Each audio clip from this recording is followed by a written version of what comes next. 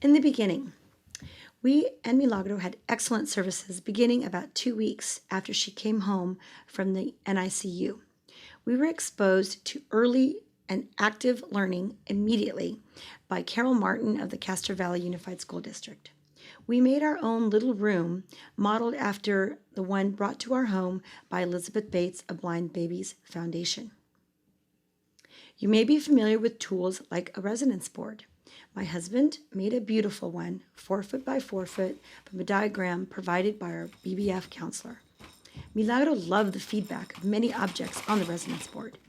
With the help of the occupational therapist, we suspended her from a hammock in our family room for practice strengthening her hips, her legs, and her arms to prepare her for crawling.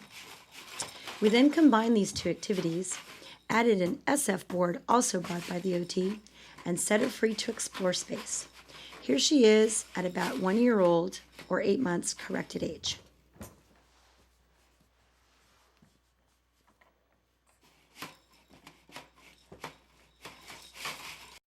So when did I know that she was a little bit wild? Well, she quickly became more active, more daring, even before she learned to walk. One day, while practicing walking with her little red flyer wagon outside, she decided to see what would happen if she stepped into it and headed downhill. So, early toddler walking quickly became skateboarding in our sloping driveway, and the smile on her face as she picked up speed is something I'll never forget.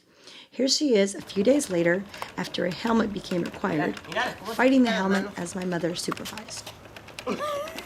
Milagro. Leave the helmet on, sweetness. Se está tocando. Don't do that. Since she was about 18 months old. Even before she was 1 year old, she was able to repeat rhythms, such as hitting a metal lid with a spoon.